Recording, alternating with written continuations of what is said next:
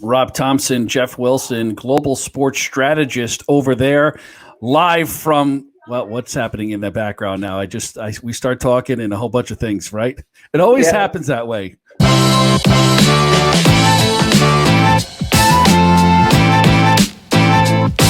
Right. And do you know what? This is the day and age we live in now. It's okay to see a 3-year-old walk behind you. It's okay to see your wife walking behind you. It's just the new norm.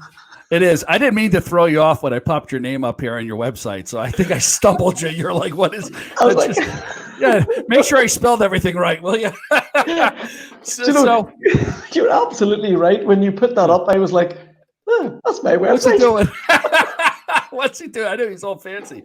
So here we are. We're back again. It's been a couple weeks. We're live on LinkedIn, live on Facebook as well. So anybody has any questions, please make a comment below. We'll try to get it. Those on LinkedIn, I'll have to read it off. I don't think I can get it up on this software, but the Facebook doesn't mean you can't make a comment. Please do about anything we're talking about. So Jeff, let's go back and let's talk about what you see happening right now, where we are. I mean, we're into middle of May. We're kind of coming on the back end of this thing. What's happening over there in Europe?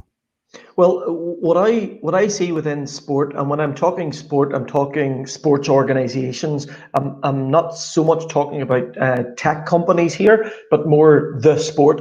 And I see sort of two mindsets. I think the first mindset is reactive. It is get money from government to keep the sport going. It is, oh, woe is us. Oh, what's going to happen? And it's that negativity. And on the other side, the second side that I see is those people in sports organizations that are saying, do you know what? This is the way it's going to be. So if this is the way it's going to be, this is the new norm. We've got to continue on. We've got to drive on. And those people are looking at processes that they were doing manually and now saying, let's digitalize that. How can we digitalize that, make that a more efficient and quicker process? There are people who are looking at long-term strategic plans, looking at those strategies and saying, no, I'm not thinking in the next 3 months, 6 months to a year. I'm thinking longer than that. What is my roadmap? Where am I going? And I'm seeing people invest in staff and looking after staff. Those are the people that I think those sporting organizations will succeed and will come out stronger at the end of this COVID-19. So there's those two mindsets that I see. The maybe more reactive one that's maybe a little bit unsure and everything is slightly negative. And the other side is the people who are saying, do you know what, this is the way it is. I'm going to use this time to either pivot into new areas. I'm going to use this time to look at digital transformation. I'm going to use this time to plan out. I'm going to use this time to look after my staff. I'm going to use this time to look after my community and embed my community and show that I'm a caring brand. And I'm going to use this time as best as possible. And it's those organizations that I start to see even now are becoming those stronger federations. And I think they're the ones that will survive this even better. Did you find a lot of teams, leagues, federations, media companies, brands? Did you find that there were a lot of furloughs and layoffs during this time? Or do you think they kind of doubled down? Yeah, good question. There's a number of people did get furloughed in a number of the sports organizations. I think the ones with money. So the likes of Liverpool Football Club, those big super brands, they were going to do that. And then there was a little bit of an outcry, and they have not done that because there's people are saying, well, you have the money, you're backed by billionaires, you should be looking after your staff, not furloughing them with the government paying for it. So people the likes of Liverpool and there's other clubs out there have decided to pay for their staff and to keep their staff, and that's the right thing. It's the right message to say as a sports organisation to their staff, you're important to me and I'm going to look after you.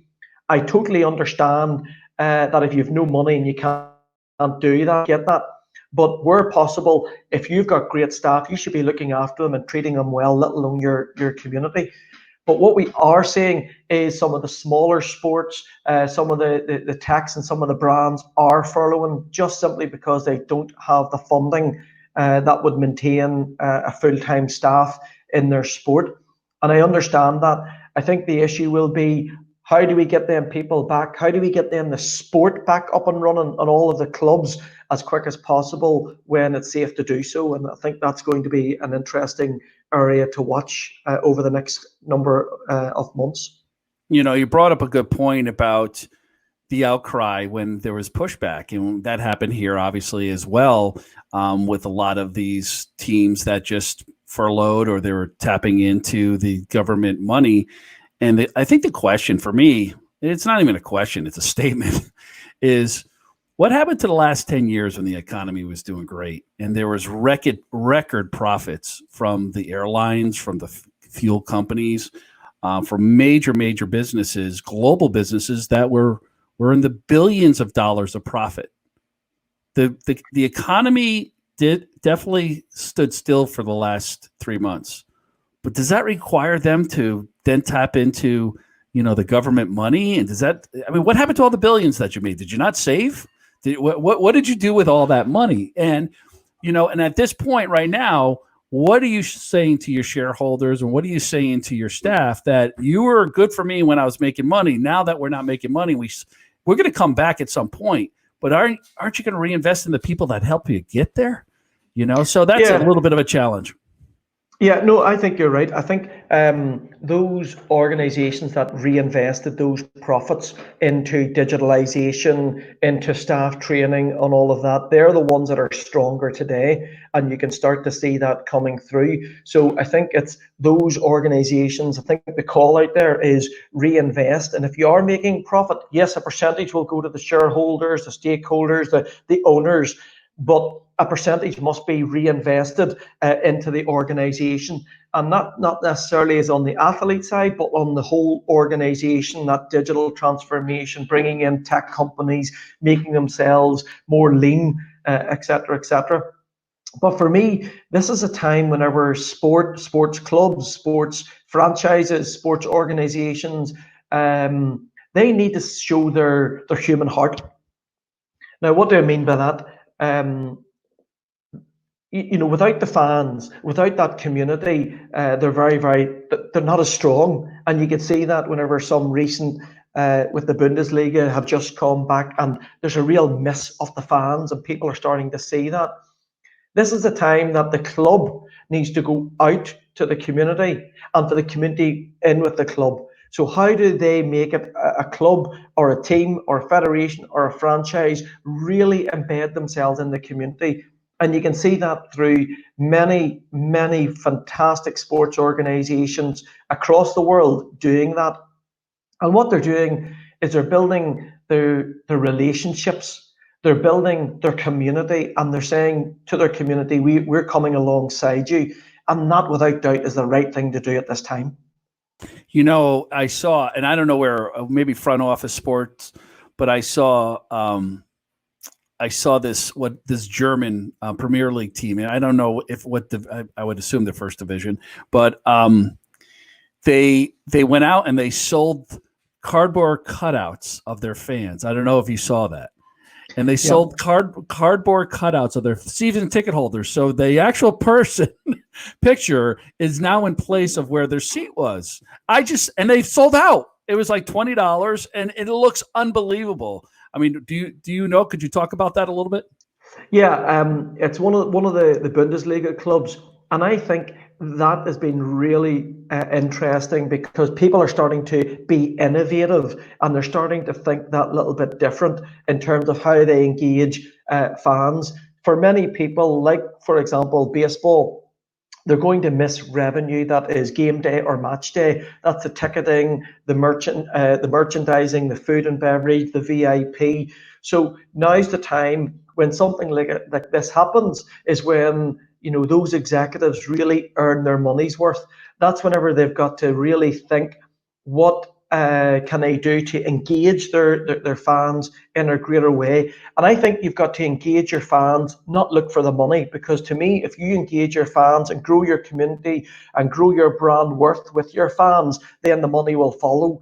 If you go after the money, I'm not just sure that will happen as seamless.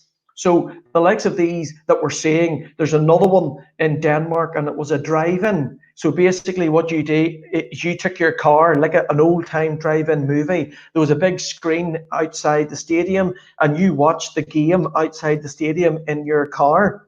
And these, to some people, might be a little bit sort of quirky ideas, but I think the point is it's making us be innovative. It's making us think differently. And we're having to think of it because of the situation that we find ourselves. I think we'll probably find more so now technology will really come to the fore, especially in the next year or to when we get a vaccine. And that's everything from automated AI cameras in terms of how content is gathered, to working from home during broadcast and being able to do broadcasts from different areas, not all at the stadium, and the whole area of engaging the fans, whether that's AR, VR, or putting nearly like you're putting the noise and the fans when there's nothing, when there's nobody in the stands. So all of these technology things, I think we'll start to see come to the forefront, especially between now and when we get a vaccine. You know what's interesting is VR. I've been talking about this now is how can I sell a premier package or premium package at, say, Man U or the Dallas Cowboys or the Green Bay Packers, right? Or Celtic, from standing on the sidelines or sitting in the stands. And what does that experience look like? Because people kind of brushed off VR, right? It's too awkward. Are people really going to sit at home like this watching a game? Do you find that that's a change in the conversation now? Is that a real conversation that's happening? Yeah, I think VR has got a bit to go in the journey, but there are a number of reasons. You've seen Apple has recently taken over Next VR, and also Facebook has already said that they're spending more money in this area. So when you've got Apple and you've got Facebook saying they're in this area, there's a reason. And sometimes you have a pandemic like this, or not a pandemic, but you've got something like this pandemic that is the factor that tilts and speeds up that process in terms of the likes of an adoption in the likes of VR. So for me, I think VR is something that will happen. I think the standard of the technology needs to be improved. I think how you view it, and especially that it doesn't give you any motion sickness at times, I think it needs to be improved. I think the integration from live data that's being caught live during the event and bringing that submersively into the actual experience, I think that will be improved. And I think that's an interesting area as well. And I think people might say, do you know what? That might help us to sell virtual tickets. So you're selling virtual reality. The issue would be, where does that virtual reality happen in terms of the broadcast deals? Is that with the broadcaster? Is that with the club? And if it's with the club, how much cost will there be to make that happen? And is there enough headsets out there? So there's lots of if, buts, and maybes. I do think that VR will grow, but I still think it's got a wee bit to go yet in terms of reaching any real big numbers. You know what I found, not found, I couldn't even say that. It's what I found is that the cultural shift now of just being on Zoom calls and being face to face with, especially with people that never really accepted it or did it, or they were shy or they kept their camera off. It's such a widespread comfort level now. Even my parents are doing it, with us on FaceTime or, these Zoom calls that you have with your families. What do you think that has changed now with the culture of maybe those naysayers too, whether they're employees or employers, and how, especially in higher ed, how do you see that it's a massive pivot now into this whole face-to-face, digital face-to-face. How is this going to affect everything now? How is this going to affect the way we watch games, interact, business, and higher education, in your opinion? Yeah, in my opinion, I think it's going to have a huge impact. So on the education side, as you know, I do some lecturing on marketing within our local university here at Queen's University, and they have pivoted really quickly into the online learning space because they know, because of social distancing, that there are other issues that brings with it. So it has to be on this area of e-learning, and that's creating new platforms, new ways of doing content, new ways of learning. So on the education, that is going to have to be. I think within sporting side, there's already been that sort of fan engagement using technology already, be that a little bit of VR, a bit of AR, a bit of AI, a bit of OTT. So these have already started to happen, and that is a little microcosm of what's going to happen within the greater world. I think in the health side, you can already see, I was talking last week with a physio, and all of their sessions are now doing online physio sessions. And I was thinking, how are you doing an online physio when you can't be there? And what they were saying, a lot of it is about what you need to do, how you need to sit, and it's all that you're giving them advice, and sometimes that advice is enough to help the person that's looking the advice. So for me, I think in every aspect, we are starting to see how we communicate, both on education, on health, on sport, on music. You're starting to see people from different areas in music, they're recording their bits and then it's being knitted together by someone centrally here. That is going to change, let alone the amount of quizzes. So, in your family, you might have had an online quiz where you would have never have done that before. So it's becoming, again, this term of the new norm. It's new, but it's now become the norm. And it's become the norm because we have to do it. There's no other way around it. We have to do it. So when people are so used to doing this, X amount of weeks, then I think that's whenever the digital growth is really happening. And again, it's those tech companies that really grab that mass. I think that will succeed as well. So now that everybody is kind of locked in, right? There's no live sports at all. But then you have Jordan, then you have the Jordan documentary that comes out. And this is why ESPN is brilliant, right? Not that I don't know if they already had this programmed ready to go. I don't know if they slotted it or they moved it up or they moved it around a little bit but they put it in at a perfect time. And it shows you that programming and content is king, right? But it also showed you a different side of Jordan that a lot of people that are under the age of probably 30 years old didn't really know about Michael Jordan when the argument came. What did you take away from that documentary? Yeah, my understanding was that it was meant to be start to live, place the documentaries in June, and obviously what they did is they moved that up to March. I think that was a very smart move for them to do. I think for me, I've watched the majority of them. I think of one more to watch because it's out every week. For me, the content was gripping. It told a story, and people love to tell that story. And people are wanting to get inside the life of the athlete. And these athletes are now becoming nearly bigger than media organizations with the following that they have on social media. So people are wanting that little glimpse in their behind the scenes and in their life. It's just what we want. I think for me, there's a couple of things. I think how the program was distributed. So here in the UK, it was all on Netflix. But from my understanding, it was on ESPN, it was on ESPN Plus, it was on YouTube, it was on Hulu, it was on different digital platforms. And then outside of the US, it was on Netflix. So that is now becoming the norm. Watching documentaries. So number one, the distribution. Number two is being a documentary that is gripping and can tell a story but keep you involved. So you've watched the first one, I'm going to come back for the next one. I've watched the next one, I'm going to come back for the next one. So telling the story, I think, is very good. I think number two.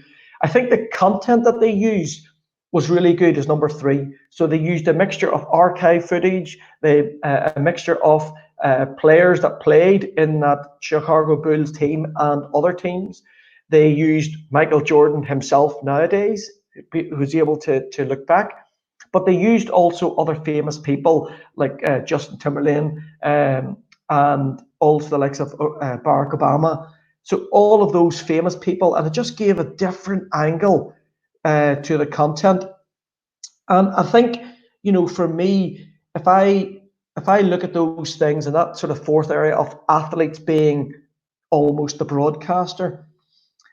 So for me, those were the three or four things. It was great content, how it was distributed, the athletes being, the broadcaster, and the different style of content that they had to make it gripping were all important.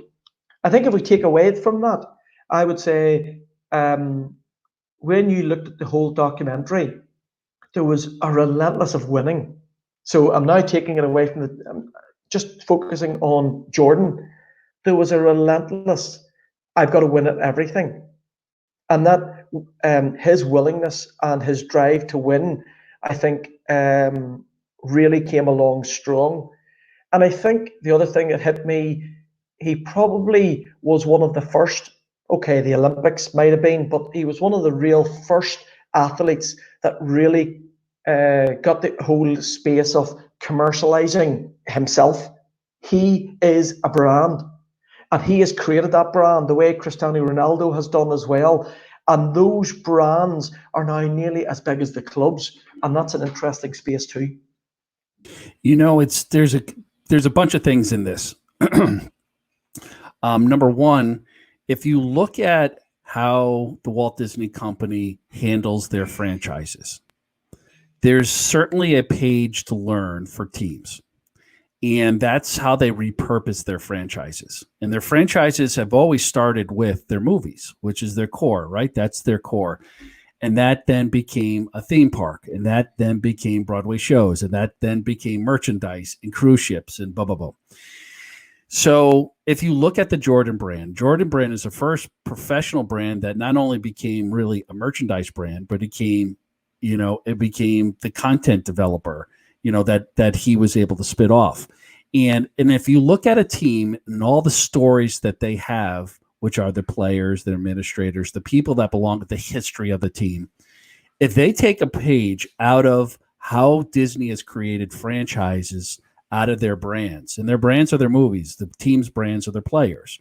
And if they created those brands and they looked at each one, how do we take this becoming that is the franchise, right? And how do we make things, what are the merchandises that players like? What's his lifestyle or her lifestyle like? What music do they listen to? What kind of cars do they drive? What kind of houses do they live in? What kind of family members are they?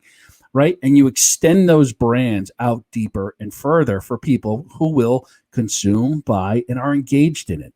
I looked at Facebook. By the way, I went off social media except for LinkedIn and YouTube, but I went off all the other social media. I just got tired. I looked at, how they give you like the little monthly recap of how many hours you're on your phone. I was like, holy cow, man. So I was like, I'm done with it. But if you look at the content that people really engage in, even on Facebook, your own little test, there's more people that make comments on a picture of a slice of pizza than they do on some profound, passionate rant that I may have. They don't give a shit. They don't care, right? They care about the pizza that I just slice of pizza that I'm eating. And they're all making fun of it and whatever. It's the same thing here. And I guess that's a bad example. And I feel like I'm ranting a little bit here, but if teams, and the thing that was so beautiful about the Jordan story is that if you take his story and you take it to Messi and George Best and you take it to Roger Staubach and you're creating franchises out of those players, and you've done it in a way that they've done it with Jordan, I think that could be the new wave of the future, along with how do you program it, how do you distribute it, make it into a docuseries. I mean, listen, our world stopped here in the United States for like 3 weeks when everybody was watching The Tiger King, right, on Netflix, right? I mean, it just, everybody talked about it. So, I think you're absolutely right. I mean, if you look and check it out on tennis, what they did during one of the tennis games is they actually the live streamed it. The broadcaster live streamed it, but he allowed one of the top athletes in tennis, to live stream the match through his social media platform. If you look in India, one of the games, I think it was a football game, and they allowed cricketers to live stream the football game through the cricketers. And these cricketers have millions and millions of followers. So for the first time, I've seen really recently that the athlete is actually using their following to broadcast some sort of a live event or live game or live footage in conjunction with the broadcaster, because it gives the sport additional, it gives the broadcaster additional, and the athlete, because so many people are following the athlete these days. And that's why I say in many cases the athlete is bigger than the actual sports team, sports franchise, sports club. I agree. I 100% agree with that. And I just think the revenue streams could be endless for the players and for the teams. And now that we're seeing on the college level here in the States that student athletes are going to be able to do the same model. They're going to be able to monetize, they're going to be able to monetize their likeness, their name, image, and likeness. Yep, absolutely. I think what's interesting that not many people have picked up on. So we have talked about pro sports, and we've touched a little bit on athletes. Where I'm really concerned is the grassroots, the playing for fun side, because I actually think the playing for fun side that's where you get your fans who are buying the sneakers, who are buying the merchandising, who are buying the tickets. But these are the people that also play the sport, be that soccer, be that ice hockey, whatever it is, at a grassroots level. So they probably are a little bit more at risk in terms of what's going to happen on the back of COVID-19. So I think a very interesting question is how do we ensure we protect grassroots playing for fun sport? Yeah, I think it's going to go back to the old days where you just got together with the kids in your neighborhood, you played out in the street or you played in the park. I mean, why not? I mean, the best basketball players out there are the ones that pick up basketball, right, their whole lives, and because there's the reps. And they got to live out their fantasy, who their favorite players were. They got to be able to get into fights and solve problems and all of those things, And I think it's a healthy thing. I mean, the organized travel teams, yeah, that's going to take a massive hit. But it may have parents rethink of, that elite status player that now is just a playground player for a little while. It's going to go back. It's going to recalibrate it, but maybe it's going to recalibrate it in a different sense that recreation locally is as important as your travel programs. Because Michael Jordan, the great part about it, right, is that he peaked later on. He didn't peak when he was 12, 13, 14 years old, right? He got cut, allegedly, cut from his team. So, that's kind of part of his legend, so.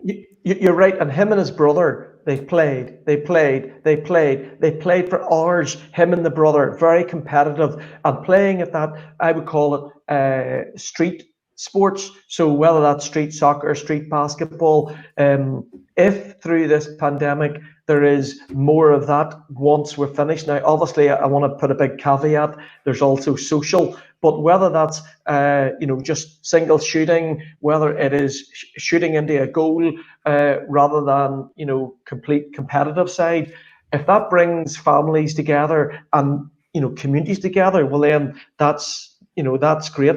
I think the issue would be if we don't get a vaccine for so long and you end up just doing either 1v1 with your parent, that's good for the parent-family interaction, but maybe not for the team interaction, because you won't be able to do that because of social distancing. So I think that's I've some thoughts on that sort of grassroots side, but maybe that's for another podcast. I think we need to have that for the next one, talk about youth sports and the impact it's going to have, good, bad, or indifferent. But I can tell you this, Jeff, and I know we'll end it here because of a half hour, but I found that this time, number one, I connected with you, right? And this I think this allowed us the time to be able to get outside our box. I spent an incredible 3 months with my wife and children. It really was. It was incredible. Good, bad, or indifferent, but it was incredible. I would never spent this much time with them, because we're out there running. So with that, sir, any final words? No, I think you make a really important point that you've just said there. And that's why I say about the sports brands, it's time to connect with ourselves. It's time to connect with people that we love. Time to connect with our community. Time to connect with people that's in our, and if we can do that virtually, great. From a family point of view, if you can get out and play, shoot a few baskets with your son or daughter, go out and play a few bits of football with your son and daughter, more than you've ever done before, what that difference that will make with that relationship could last forever. Yeah, I agree. But listen, I'm glad we had this chance to talk again today. Usually you're the sports psychologist, strategist extraordinaire on Saturdays, and always a pleasure, Jeff. Thanks again, and I look forward to chatting with you in a couple more weeks. Thanks, Rob.